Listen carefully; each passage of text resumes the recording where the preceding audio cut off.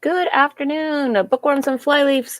Welcome to this episode of Author Reads here on Fae Productions. I am your host, Fairy Princess Lolly, and today I am here with author Morgan Chalut. But before we jump into all things, oh my gosh, we have so many people out there. Yes, welcome everybody. And also a special welcome to you, Bill McCurry. That's what special welcome to you, because you are a new member of my channel. Huzzah! I'm really excited about that. I didn't even press the big red go button yet, and you were already here on top of it, guy. Love it. So first things first, though, before we jump into all of the show-like things, please like and subscribe. And today we're gonna magic the share button. We were ringing the bell, but we were doing something new to our bell every week because we got bored with ringing it. But I decided that we're doing the share button now. So if you feel so inclined, please magic your share button and get all of your friends here to watch with us, because the more the merrier. And then, of course, I want to give a shout out to our show sponsor for today, which is Wicked Clever Games. And I actually know these goblins personally. They have just launched a Kickstarter here, I don't know, maybe 4 days ago now. It's almost entirely funded for their new game, Goblonia. And it is produced by Gandersnitch the Goblin, alternately known as Robert Turk. The game is about a pseudo-Victorian goblins who are struggling under the thumb of fairy oppression. That's right, the patriarchy. And you and your friends in this game will form a secret crew of goblins working for the resistance known only as GITS. Your plot, you will plot your plots and scheme your schemes, meet your allies and avoid your enemies. You will stir up trouble and you will stick it to titanium and hopefully survive by the skin of your teeth.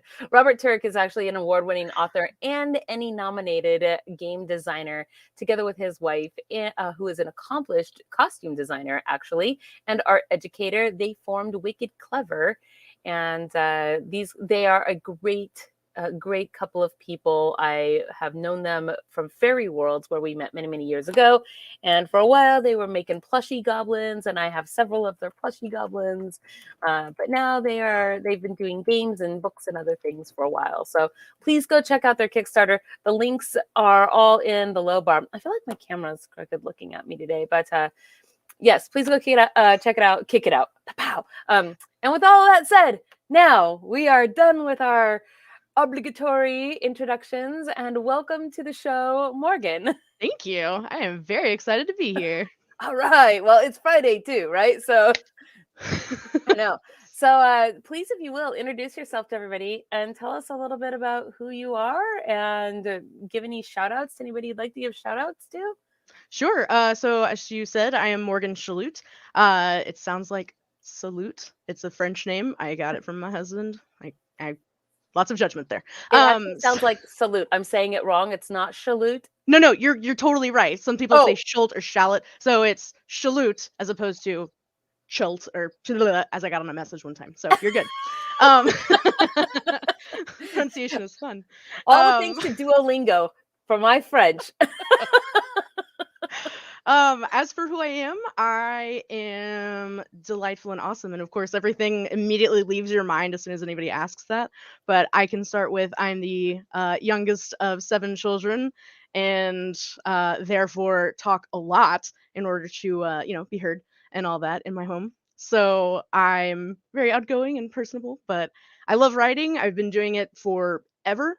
If there's anybody younger than me on the chat, which is very unlikely, I used to do it by hand when computers were less of a thing.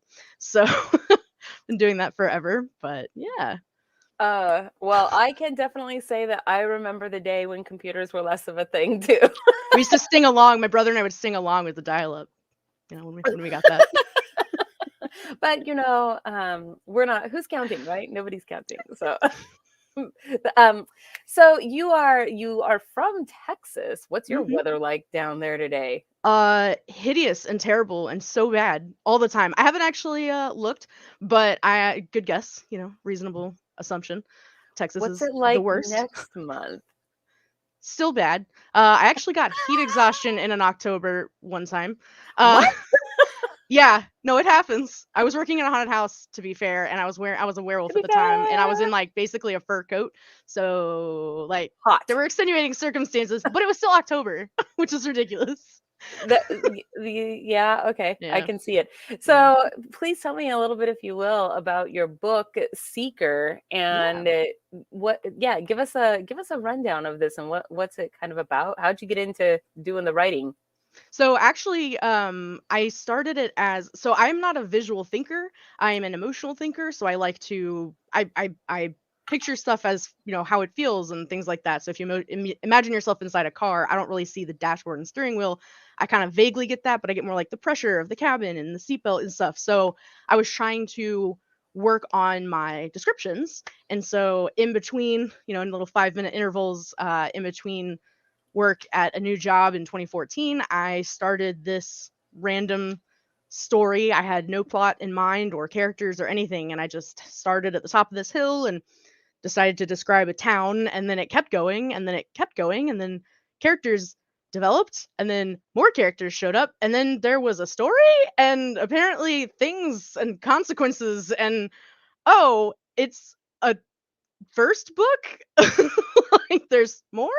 So Ta-da! A book appeared. yes, more or less. So yeah, there wasn't really any plan, and I knew what was gonna happen at the end about 10 pages from the end of the whole trilogy, so that was fun. And I had some theme songs for my characters that kind of came to mind that were phenomenal. I was like, oh, so some of their fates were decided according to the major or minor key of the music. I like it. I like your writing style. It's Thank you. very, yeah, it's very artistic the way you do this. So, how did you choose the genre slash topic that you're writing in? I've always loved fantasy and fiction. I kind of joke, I don't like to do any research, so if you make up your own world, then it can have whatever rules you want. So, but that's So not true. always true because I'm doing another work in progress unrelated to Seeker, and I'm over here like researching the crap out of like Italian nobility and names and all the Mediterranean foods and all this stuff. And I'm like, oh my god. So It's funny you say that because I was like, that's actually where I find that I fall down research holes when I want a word to describe some antiquated thing that what is that weird piece of armor that covers the top of the foot, like I know it's what you're talking about. Unfortunately, it just escaped me because I'm stuck on gorget.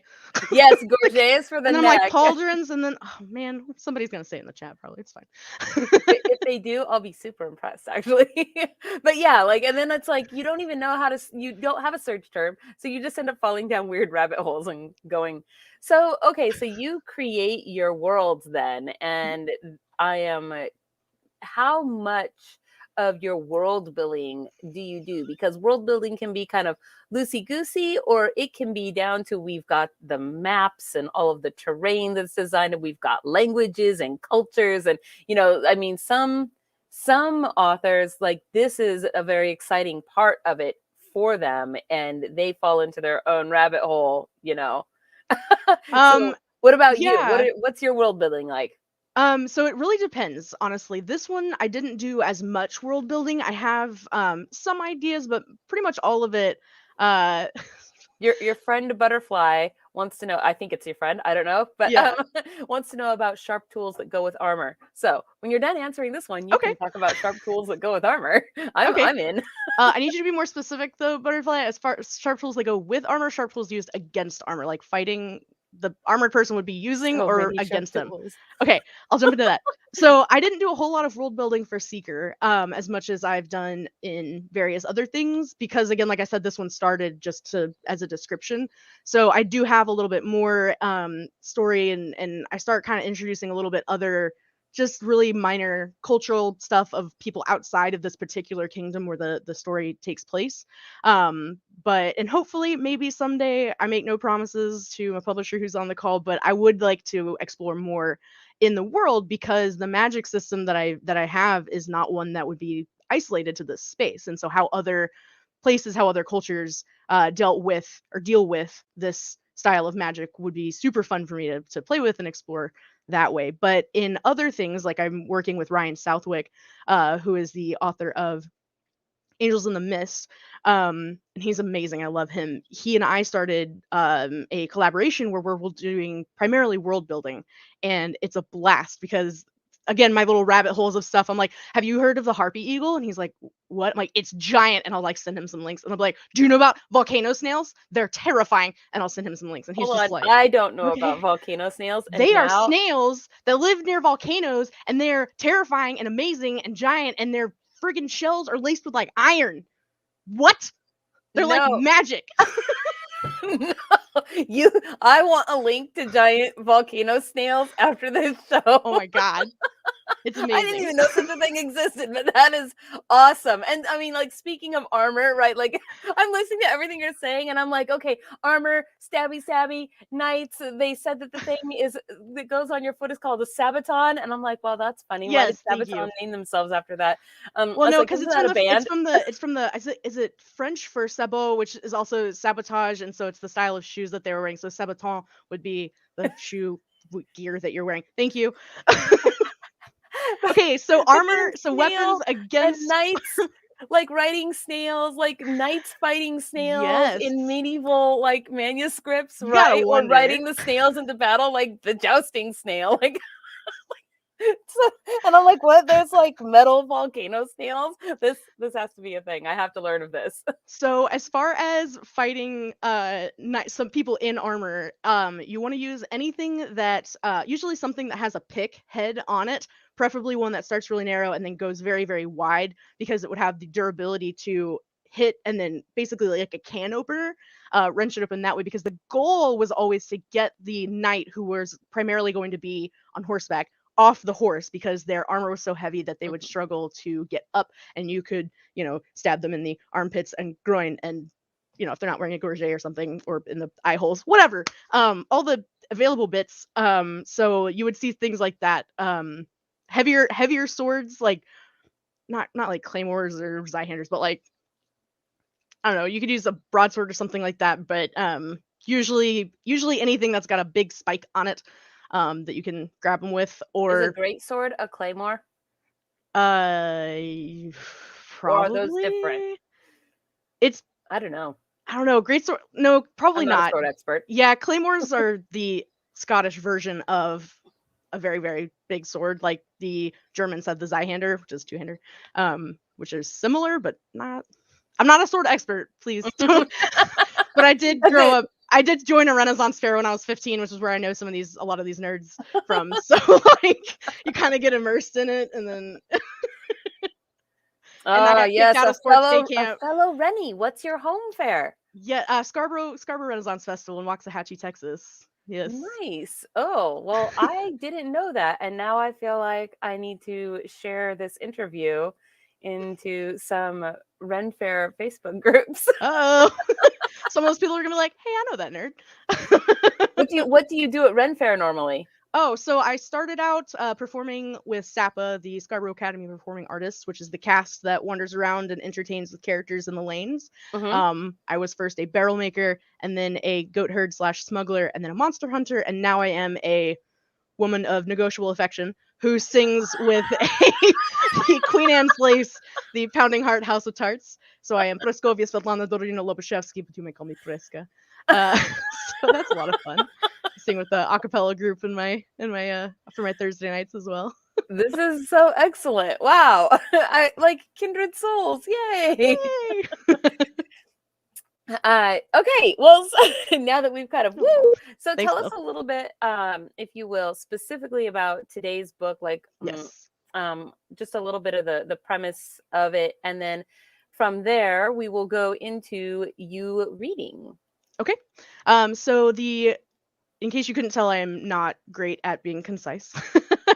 So the book is about Donovan Rudd, who is a retriever, which is a job position from the Order, the School of Magic, and they are sent out to retrieve children who are showing magic and bring them to the Order for training, because the roads are dangerous and people can't always leave their jobs and take their kids themselves, or send them their kids themselves. And the roads are dangerous because there are blood mages or hunters who are trying to either recruit these children with magic or kill them to deny them as a resource to the order, which is very unfortunate. So the book itself is about Donovan's not necessarily his adventures with retrieving and his understanding, but sort of coming to understand that things are not as he believes they are within the order and within the world in general. And so those beliefs being challenged, and he, as an older man, having to kind of see through the history that they've been given into the truth.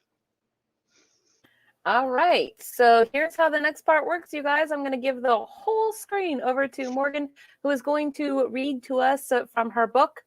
And while she's doing that, I will be in the comment section with you guys taking the questions. And so we'll have that follow-up sharp weapon question. If I didn't get the follow-up, we'll have that in the question part afterwards, when she's done.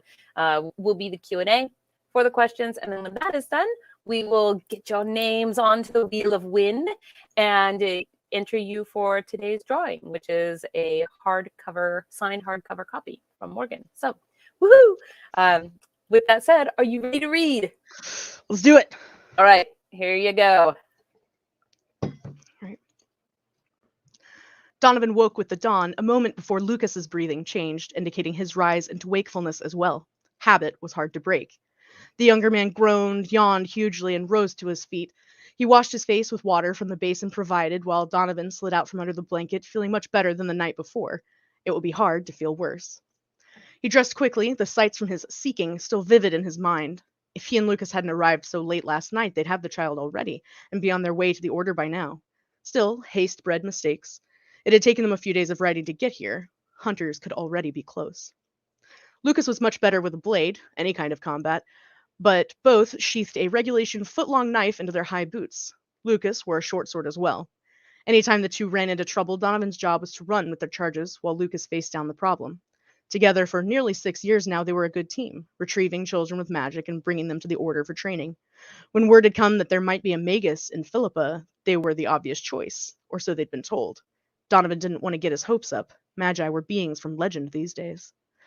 "Ready?" Lucas asked, running a hand through his shaggy hair. He'd lamented the need to get it cut, but they hadn't had the time. Safe within the walls of the order after their last retrieval, they'd had about half a day to prepare before being sent out once more. "Ready," Donovan confirmed. He opened the door to the hall. Their room was reserved for retrievers, but a call and response was required for it to be supplied. It wasn't safe for innkeepers to be so obvious in their support of the order these days. When hunters came through, they weren't generally picky about who got in the way. Still, he and Lucas had been to Philippa before, twice now, and Hanover was nearly a friend. He and his daughters made good money in the horse town, housing merchant visitors in their 3-story building.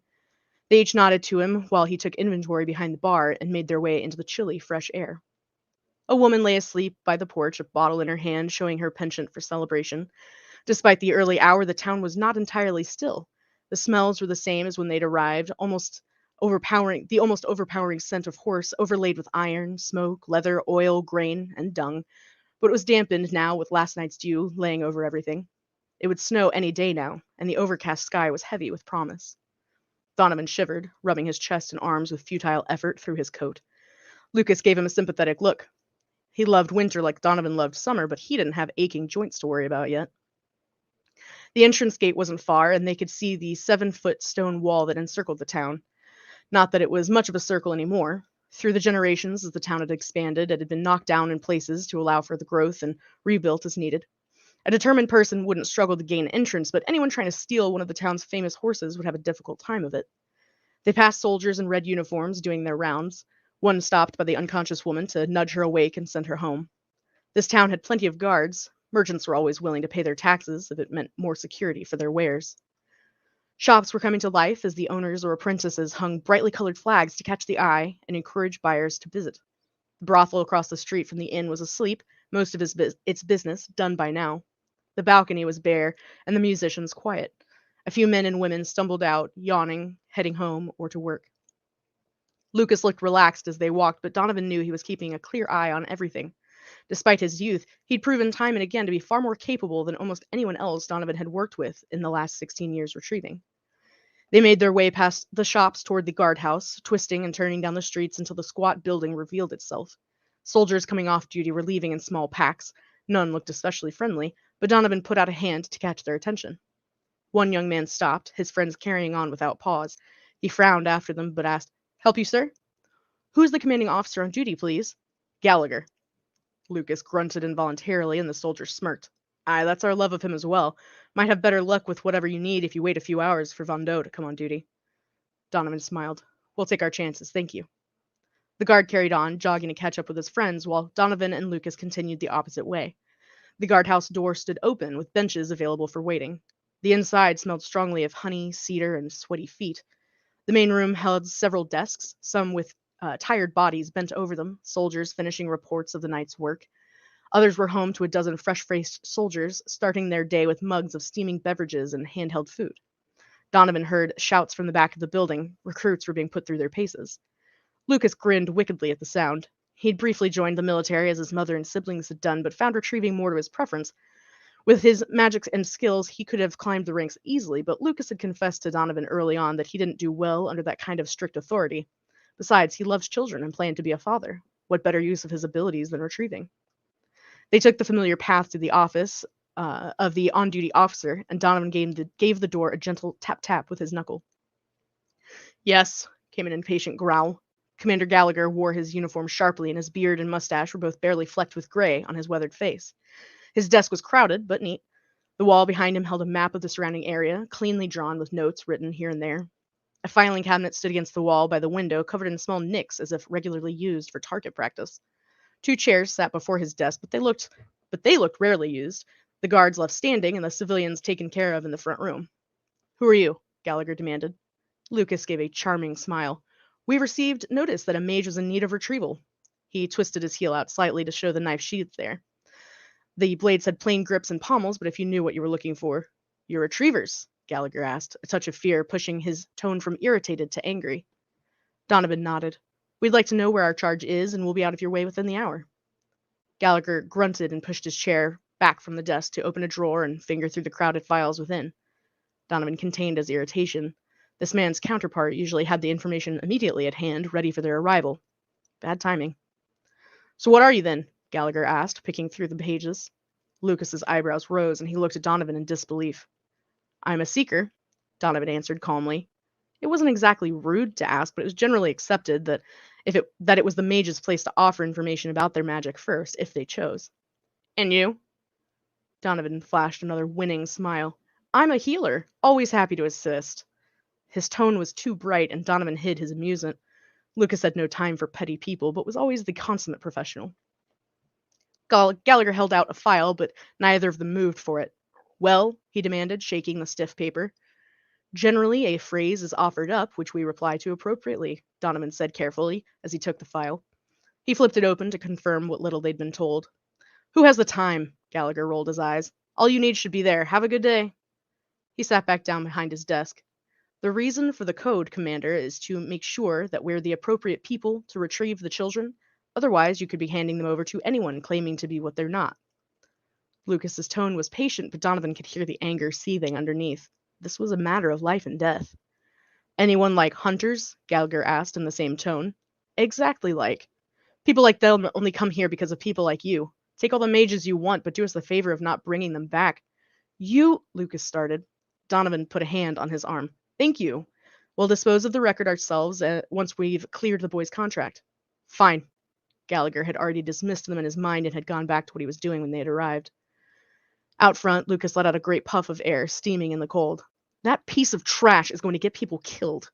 We'll report him when we get back. There's no doubt he isn't following protocol, and he'll be dismissed with someone responsible put in his place. We can't do anything about it now. By stone I can. I'll rip his elbows off and make him juggle. Ugh!" Lucas kicked at a stone and shook his hands violently. After a moment, he closed his eyes and took a deep breath, visibly calming himself. "You said we needed to clear the boy's contract. He's indentured?" Donovan smiled at how quickly his partner came back to business. "He's working as a hostler's apprentice, so that makes things easier." "Much," Lucas agreed. Instead of taking the child from his family and standing by through the tearful goodbyes, or being offered more than they could fairly take, or having to fight angry relatives who didn't agree with the decision to send the child away, they only needed to use order funds to buy the boy's contract. They set off at a fast pace, both to complete their task and to keep warm. "I want to seek again before we go," Donovan said. Lucas looked at him in surprise. Oh? If the Order knew that that boy was a magus, as the report suggests, then someone else would know, send it off to the hunters, especially if that Gallagher didn't keep it to himself. You know how rumors can fly in a place like this. I don't I don't like that I didn't see any last night. Better the enemy you know than the one you don't, right? Lucas said thoughtfully. If they have a seat at the shop, you might be able to do it there with little disruption. That'd be the preference. All right, we'll ask. The boy can pack while you seek, and we'll collect our horses after. We shouldn't have left our gear in our room. You're very nervous all of a sudden. I have the bad feeling we might need to run. Lucas put a hand to his sword. It won't be the first time. They passed a dozen shops as they returned toward the front of town, all of them with invitingly warm glows. The noise increased as they got closer, stamping and whinnying from the probably hundreds of stalls inside. This was the larger of the two stables, but the second was across the street, adding its own sounds and smells to the cacophony. A large sign made of very thick and colorful glass in red, blue, green, and yellow swung gently out front. A couple of horses peeked into the fresh air from open stall windows, whickering at passerby. It was already busy, even at this time of the morning, though Donovan knew from experience in this town that the population of buyers would only grow. He couldn't imagine what it took to run this place, as he looked for the owner through the crowds. Help you, sirs? A young boy asked. He might have been 12, or a scrawny 14, with shaggy blonde hair and a bright grin. We're looking for the owner, Donovan told him above the sound. Looking to buy? I can show you the beasts if you like. I know all about them. I'm in my 6th year apprenticed. Donovan smiled at him. No, we're not looking to buy. We just need to speak to the owner. Sure. He turned around and darted through the crowd. Donovan and Lucas did their best to follow until they breached the press of humanity away from the horse stalls and into a back room of the building. It was much quieter here, but there was a regular stream of boys and girls running messages, offers, no doubt, on bits of paper. When Lucas and Donovan arrived in the doorway, their little guide gestured at them with aplomb. Excuse me. Yes, all right. Reuben, go on. Gentlemen, I'm Garth Ward. Reuben? Lucas asked for confirmation. The boy looked at him. Is that Reuben Smith? Why? The boy asked suspiciously. Can you wait outside the door for just a couple of minutes while we speak to Master Ward, please? Lucas asked him. The boy looked at the stable owner, who nodded, and stepped out to close the door, eyeing them as he did so. Help you, sirs? Garth asked. We understand you hold a contract for Reuben Smith, Donovan told him. I do. Your retrievers? Donovan blinked. Yes. He held up the file. Gave it away? The stable master nodded. My 3rd apprentice taken in 4 years. I'd swear it's the shop. The last one swore he'd return, but I don't see that likely. He was an empath, you know. Very good with the customers. Donovan flipped to a page of the file. If you don't mind. Garth sighed hugely. I'll miss him around here. Practically one of my own brood. He's been here long enough. 6 years, he said, Lucas mentioned. Mother sold him to me when she was just barely 8. She found some beau and decided to pay off her debts and leave town. Still, he's one of my best, I can easily say. Got a real knack for the beasts.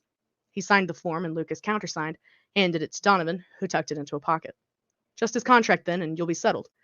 Reuben, Garth called. The boy came inside again. Aye, he asked, arms crossed. Did you sell me? In a sort. These men are the retrievers, and they've come to claim you for the Order learning. You're getting proper schooling.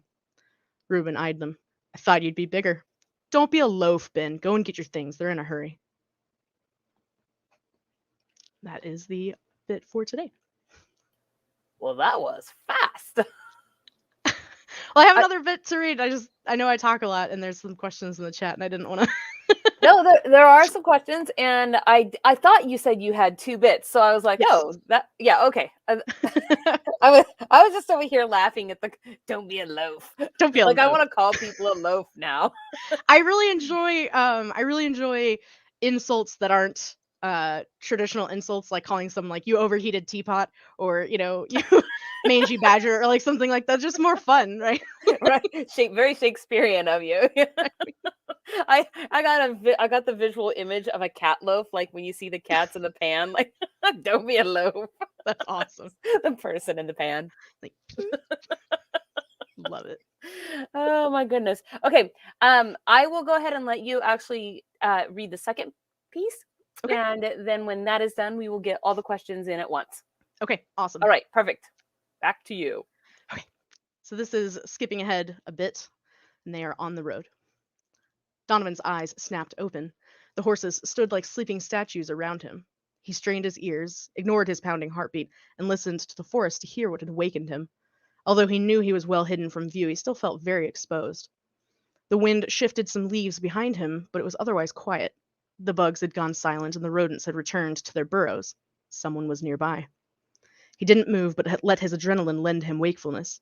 If he'd had Lucas's magic, he could have stolen some measure of alertness from the first person to attack him, much as Lucas had borrowed Donovan's reflexes to augment his own in town. Who wouldn't be a bit reckless when you had magic like healing? If he'd been a mentalist that could speak mind to mind, which was a power Donovan would happily trade for, their magic had little cost compared to his own, which was only particularly useful during war campaigns to see troop movements. Mentalists were highly coveted by the Order, used as spies to hunt out blood mages or high-ranking couriers for the royal family. He knew of several who lived outside the employ of the Order and the palace and made plenty of money doing odd jobs with their talents. There it was. Donovan heard the very deliberate, very careful footstep of someone sneaking into camp. His hand tightened on the grip of the sword Lucas had given him, and he wished he was better with it. One of the horses rumbled, stomping. Donovan silently rolled his head to see that there were feet within his view. Lucas was waiting for his move, he knew. So he waited. There was no need to rush just yet. There were at least 3 hunters after them, and if they'd sent this one ahead, the others would be watching and waiting to spring a trap of their own. Let them grow nervous, waiting for their prey to appear. Donovan kept calm and demanded patience for himself. The sneaking visitor had passed the first horse and was moving around to the next, touching here and there. He'd not yet bent to look below them. He'd likely see Donovan if he did, and they would be forced to act. He hoped desperately that Lucas would keep still. Their time together had built much trust for one another, but trust only took one so far. Fear was a powerful motivator. The invader moved past the second horse, looking it over. He was beside Lucas's mare, bending to untie the beast. Trying to take her? Surely the hunters had mounts of their own. Why take the horse? Suspicion roused Donovan into action. He clutched his sword and rolled to a crouch as quickly as he could without making much noise. The intruder was only a couple of feet away now, still trying to be silent, tugging the horse's stake from the ground. Donovan circled to the first horse, a hand on her rump, and then stopped behind a tree. He waved at Lucas's hiding place and saw a twig drop in answer. The man Donovan could see wore a heavy pack and led the mare by the lead rope, glancing over his shoulder to check for followers. He looked quite pleased with himself, and, judging by the symbols stitched into his jacket and the instrument with his bag, he was no blood mage. Donovan rolled his eyes and stepped out from behind the tree to draw the visitor's attention. The man saw him and blanched, gasping with surprise. The mare responded to the sudden tension in her lead by whinnying and trying to rear up. The stranger quickly gained control of the creature, pulling her back to the ground, but by then the other horses had responded with whinnies of their own, probably waking half the forest. "Gods and kings, where did you come from?" the man asked, staring back at Donovan in disbelief. Donovan glared and waved to Lucas again. His partner jumped down from the tree a moment later, looking thoroughly surprised to see the newcomer. He walked up to the would-be thief and took the reins from his unresisting hands to stake the mare back down. "Hello," Lucas said. The man looked up and said, "Trees. That's new." "You're interrupting something potentially dangerous, friend," Donovan told him, irritated and tired. "And you just tried to steal our horses. This is about the time you either explain yourself or move on." "I would much rather explain, honestly," he said, shrugging off his massive pack with difficulty. "The night is young, and I have been walking since dawn." "The night is almost over, and we've no interest in your stories." "Notice that, did you?" the newcomer said, with a dimpled grin. He nodded at the bard symbol stitched into his vest. "You would not happen to have anything with which a weary traveler could satisfy an abused and empty stomach, would you?" Donovan walked up to him to glare from closer. "Look, bard, if you know stories, you know hunters, and if you know hunters, you know fear, so when I tell you that we're waiting to encounter 3 of them that were on our trail, understand that I'm not lying when I say we don't have time for amusements." The bard grew serious. "3 hunters, you say? They rode by me hours ago. They must have missed your traps, which were very clever, by the way." He held up 2 lengths of sturdy twine and handed them to a frowning Donovan, who bundled and pocketed them. Lucas walked up to the conversation. "Hours ago?" He looked at Donovan and swallowed hard. "They were riding for the gorge." "As we thought," Donovan soothed him. "We'll know to expect them." "Can I come down now?" Reuben asked. The bard spun in time to see the boy jump down with his blanket around his shoulders like a cape. Reuben looked at the bard with curiosity, but said nothing. "There are more of you, I wonder?" the bard asked the boy, scanning overhead. Reuben didn't answer. "They were definitely hunters?" Donovan asked, drawing the distracted bard back to the topic. The man nodded. "Aye, 3 of them, riding like the law was behind and salvation ahead. You can tell by the stink of them. I know every story, and if a bard cannot recognize a hunter, no one can." Lucas appeared to be calculating. "They're definitely at the bridge by now. We'll go another way. We don't have the rations for an extended change of course." "There's a very small town a day from here," the bard told them. "It has an orphanage that could help. I came from there. I know the owner. She could help us she could keep us undiscovered for a time." Those are west of here, Donovan agreed, but we have to go east if we have any hope of getting around. We can take the ferry at high waters and pass through Cannon. West would give us that town and we could get supplies onto the horses to continue to the mountain pass, Lucas countered. Donovan shook his head. That'd take twice as long for half the gain. Cannon's our better bet. Easier to go unnoticed in a larger town. The mountain pass will be snowed in this time of year, and if it's not, it will be soon. Snow is coming, I know it. What about engaging them directly? All of them looked at the bard who had made the suggestion. He shrugged at the expressions and continued. If we know where they are, at least become prepared, and I would wager that they are expecting us, you, to try and go around. Besides which, if I knew we could get ahead, I would send more riders further away to come up behind and trap them. Us. If we were them. Lucas put a hand under his cheek and gritted his teeth with frustration. More than 3 hunters, all rested and prepared. I don't like our odds. You killed 2 of them in town, though, Reuben pointed out, looking up at him. The bard's eyes widened, and he looked at Lucas for explanation. I had surprise and a healthy dose of luck. They didn't start their casting until the fight had begun. It's completely different. Reuben shook his head. Maybe not. You don't want to fight, so why not take my reflexes like you took Donovan's, share them with Donovan, and both of you are healthier except for some headaches, right? You could take my wits, my health, my hearing, just about anything, and keep me a horse with ropes or safe in the tree without any trouble while you deal with them, right? Lucas glanced at the bard and then at Donovan and grimaced. Donovan took over. We're not getting anywhere right now, and if our pursuers have passed us, we have time to recuperate. Let's eat and discuss this on full stomachs. He started to pick up sticks for a fire. The bard joined him quite readily, and Lucas and Reuben followed more reluctantly. Donovan built up the fire while Lucas dug rations out of his pack, the 2 of them making a meal of eggs from a well-wrapped glass jar and toasted rolls with salted ham. That smells delectable, gentlemen, the bard said, rubbing his hands together with anticipation. The sun was starting to come up now, lighting the horizon, and providing to each of them a much better view of their little clearing. Reuben moved the horses to better grazing while the men cooked, and he cleared up Donovan's blankets so it didn't get stepped on. Now he was back with them, accepting the first ham roll heaped with eggs. You never gave us your name, Donovan said, handing the bard his breakfast. The man had already taken a healthy bite, but he jumped to his feet and bowed with a flourish, chewing as fast as he could. He held out an urgent finger to keep their attention, and they watched him for a few long, very awkward moments until his mouth was clear enough to say, Of course! I am the mightily eloquent Whitman Akers at your righteous service. Any story you may request, any tune you have a fancy for, any game you seem fit to speak of, I am well versed in them all. Whom do I have the humble honor of addressing in your good selves? He looked at them eagerly. Reuben snorted and took another bite of his breakfast while Donovan made quick introductions. Wonderful names, the bard continued. I have tales of heroes with those titles when you would like to hear them, fraught with dangers overcome, charming companions I have detailed descriptions of, and incomparable adventures that will keep you so excellently balanced on your toes the dancing schools will wish to recruit you. You will, of course, be unable to attend their sessions until the stories are completed and your fears and humors assuaged. I think we're fine for now, Whitman Akers, thank you, Lucas said wryly. Wit is perfectly acceptable for regular conversation, my friend Lucas, the man grinned. He had an easy smile and a doughy face. At first glance, he looked overweight, and indeed, the way he inhaled his breakfast suggested heavily to that possibility, but they could tell from the short distance that his girth was more muscle than fat. He had a barrel chest and shoulders like an ox. He stood just below 6 feet tall, managing somehow to make himself less physically imposing than one might expect, without intimidation or apology. His sandy blonde hair formed tight curls. Green eyes sat in a freckled face. Ears that were just a bit too big slightly stuck out to the sides of his head. His faded black trousers, worn at the knees and crotch, seemed a bit short for his height. He looked like any other bard they'd run across in their travels. Unfortunately, we can't accept your company on our trip, Bard, Donovan told him, once he had settled back into his seat. Not at all. I'm a friendly fellow, but I can be quiet as a mouse if you so desire. So quiet you will forget I am here. You have those lovely horses, and one such as myself is heavy on his feet.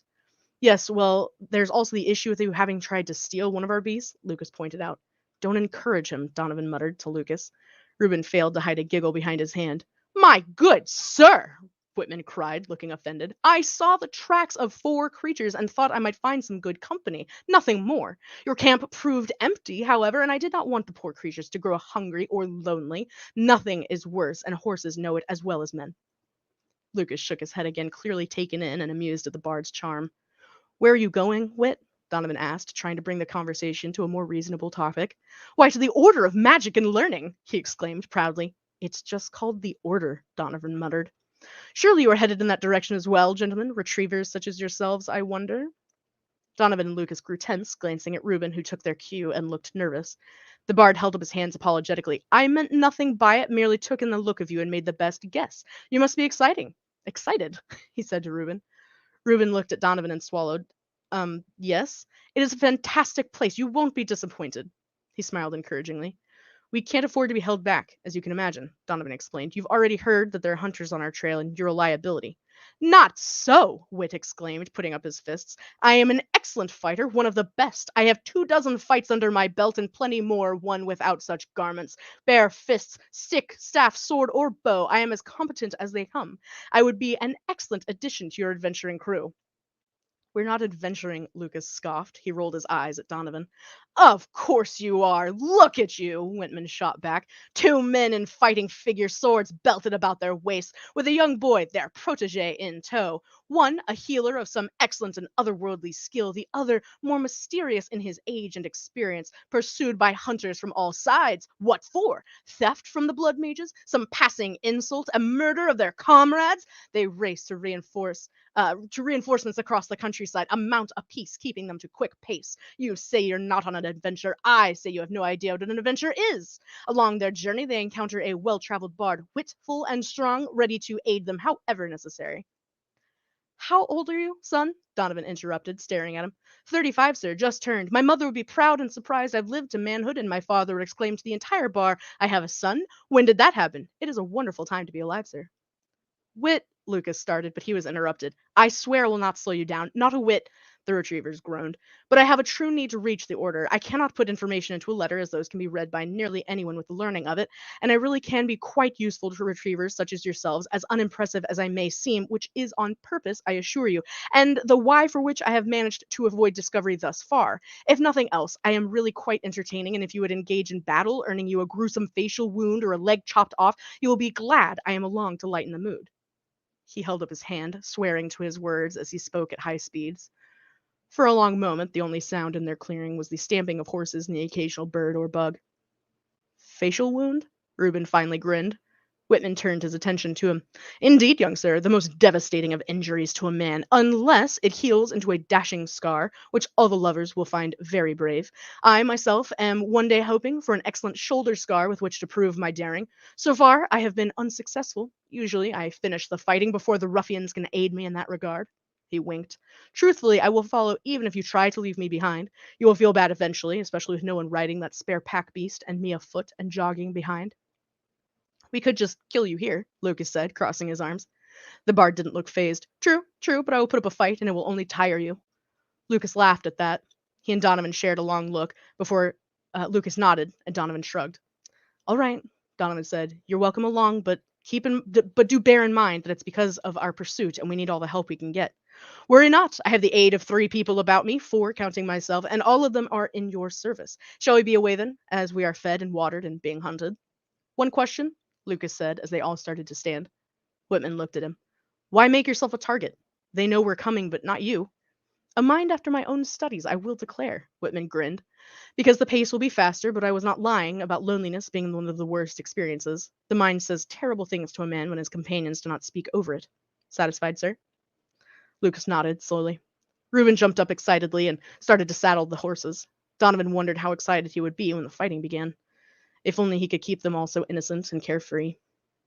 My sister was claimed by your people when we were small children, the bard said, watching Reuben, his thoughts far away. You'll be able to visit her at the order then, I expect, Donovan said, packing away their supplies with practiced motion. Unlikely, Whitman answered, pitching in. She and her retriever were murdered and hung in pieces around the village when the hunters caught them. And on that note, it's a good thing we have a bard to cheer us up in the event of lost limbs. You know what? If you get a leg chopped off, you sometimes need somebody with a sense of humor. You need somebody with a sense of humor. Oh my god. I love when I said so much. Yes, Whitman is a delight. And honestly, when I was writing it and the story was coming together, like I said, I didn't really have a plan. He legitimately just showed up. Like, I was expecting, as I was writing, I expected the hunters to, be there and there maybe to be a fight or something. But instead, this guy comes along and I'm like, all right, this is interesting. And then he was just talking, and I was like, you are so weird. So that's fun. That part is the best. I want that part to follow me around and cheer me up and make everything sound gallant and awesome. Yeah. That's what I need. Okay, so we have a bunch of questions, and I'm starting with Bill's first because he joined our channel, so he gets to go first. Huzzah! Huzzah. Okay. I have to find it though. Where is it? Okay. Here we go. Yes, this makes sense. There's lots of talking. What do you want the reader to think/feel at the end that they didn't think or feel before they started reading? Ooh. That's a good question, right? You're not being very nice to me here, Bill. But then when have you ever? I want the reader to I wouldn't mind the reader going into it with this introduction of characters kind of expecting like another coming of age story, but in fact Donovan, this older man, is the focus. And so having a older protagonist is something that I've always felt like was missing. So I'm looking forward to so I'm not really sure what I want for people going into it other than that, but at the end I would like people to see that there's always time to update biases and expectations and things, and that growing older doesn't mean that things are over, and yeah, I mean, your knees hurt and your back hurts and things might be harder, but that doesn't mean that you can't still help and assist and participate. I like it. I like it. I say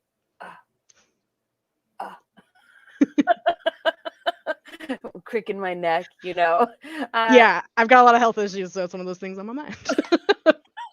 So was Whitman one of those characters from Butterfly who you think is a 5-minute encounter and then takes over the whole darn story? Oh my gosh, yes. Like I said, he just kind of showed up and then that conversation happened, so he definitely was taking over a bit. But he did find his place in the story, and does not completely overwhelm, but he does stay very for the most part amusing and entertaining, and get to find out some more about him and things like the nice little cliffhanger I left you with there. Right? True to his self-proclaimed business card. Exactly. Okay, now an easy one. What is your favorite munchie as you write? Oh man, I actually can't be very munchy when I write because I get so hyper focused. So usually I have to make sure that I get so easily distracted. I have to make sure I've like fed and watered myself and like gone to the bathroom. Okay, we're gonna sit down. Okay, cool. You can check some social media stuff and you can do the little thing and stuff. Okay, close all of the windows, open up a search page with specific stuff and your thesaurus and your dictionary, and just work on the book. So but otherwise I have to say maybe some cheese crackers probably would satisfy some need for crunch. That is fair. That's kind of funny because they were like cheese and crackers. That's what I like to eat. Oh yeah. So, let's see. Oh wow, there's some questions way back here in the way back machine called the chat. Let's see. How long do I have to wait for the second and third books? So awesome question. Only 6 months and then 6 months. So they are all written more or less. I'm being very close to the story. I've needed some time away to then be able to, get a better view. So I have some more editing and kind of fixing and just kind of updating and being consistent with Hunter and Magus, which are the second and third books. So Hunter will be released in April and Magus will be released in next October. All right. Well, geez, already all written and everything. I mean, it just kind of came out. So, so Melanie asks, from what I've read, you have really clever dialogue. Would you point to the influence of any writer in developing your dialogue style? Awesome question. Thank you, Melanie. I read a lot of Terry Pratchett growing up, Sir Terry Pratchett and his Discworld series. So that kind of fun playfulness is very entertaining for me. I also read a lot of Orson Scott Card, and so his style way too young made some probably not great influences on me.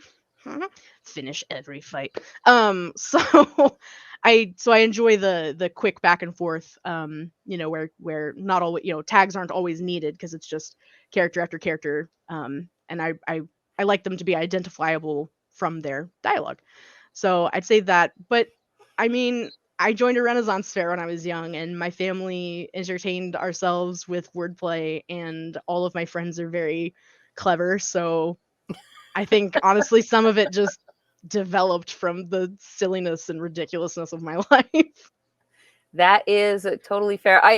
When you were reading the Bard, I was like, this is obviously somebody that engages people in the street at Ren Fair, right? Because Yes. I was like, I recognize that there's a thing there that I recognize. I will be standing in line at like grocery stores or at the airport, and my poor, very, very introverted husband, I'll just be like, "Hey, what's up? Where are you going?" And he's like, "Oh my god, like they don't want to talk to you. Leave people alone." And I'm like, "You don't know that. I'm making friends." And then we end up like hanging out through security and like it's dumb. Just like, But we were on our cruise, and on the first day, I complimented somebody's shirt, and now we're friends with them and gonna go cruising with them again. So take that, introverts. I have to say though, you're right. I mean, you don't know what's inside of other people's minds. I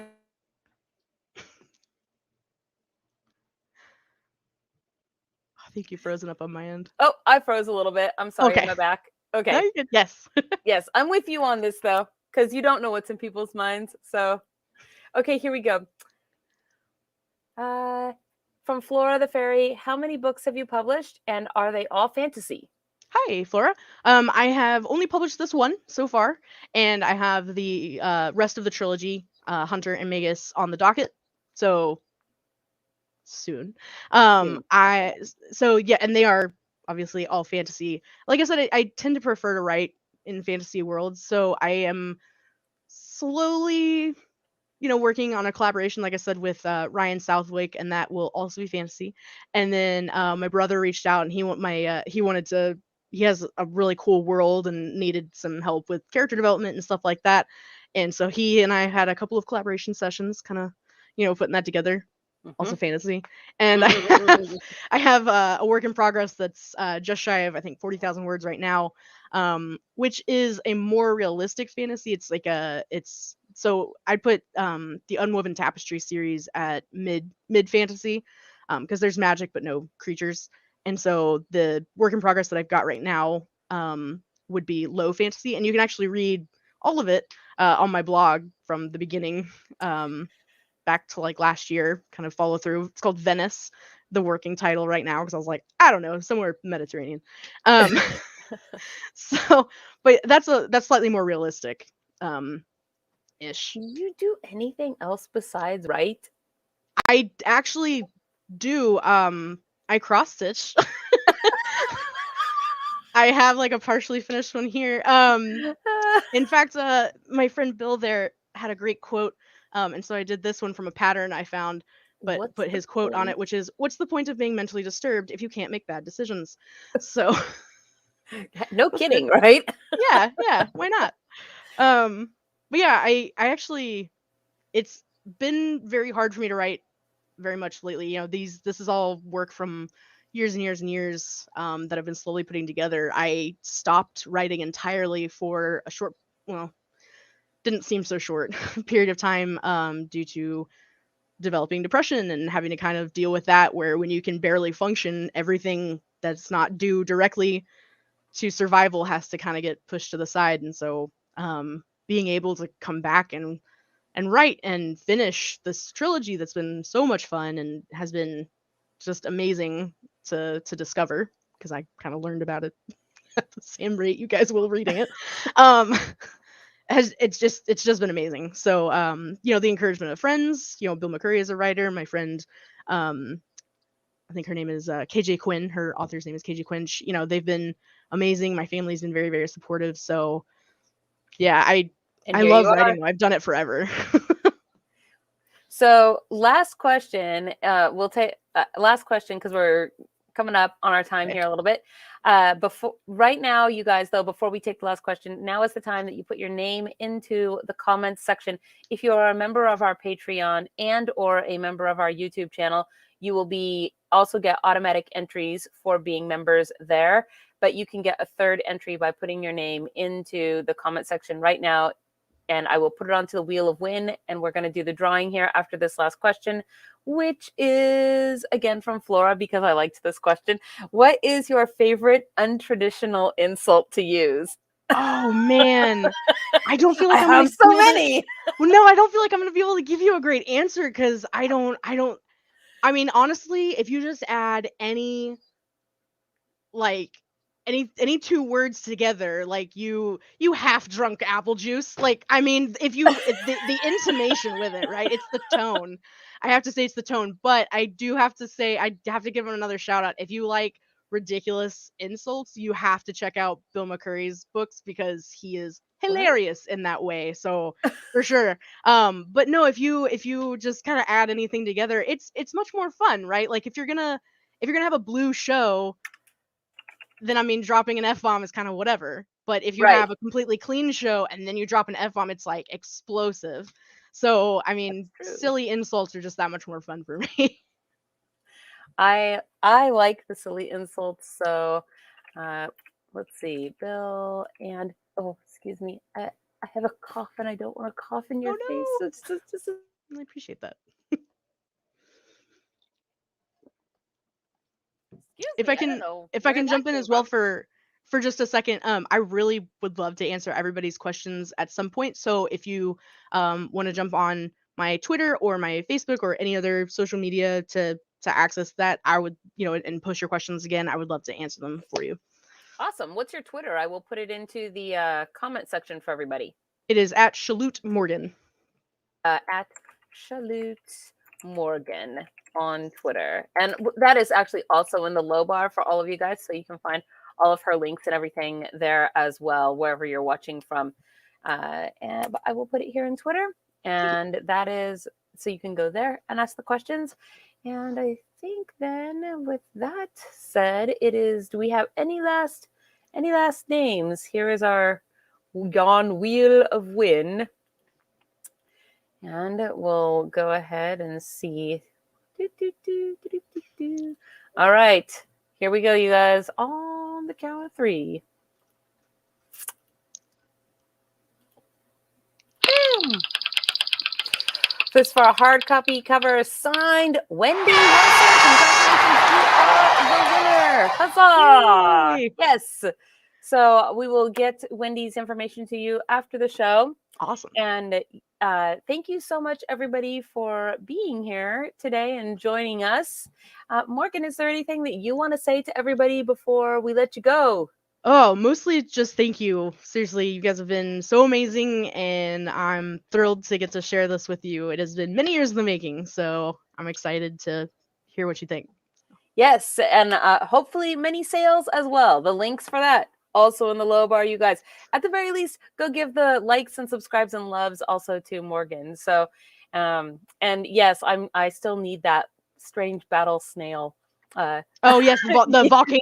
I'm on it. I'm on it. Yes. Don't leave. Don't leave here. Like, hey, hang out with me for a second. But with all of that said, you guys, it's Friday, and it's a happy weekend to all of you. I will be back with you.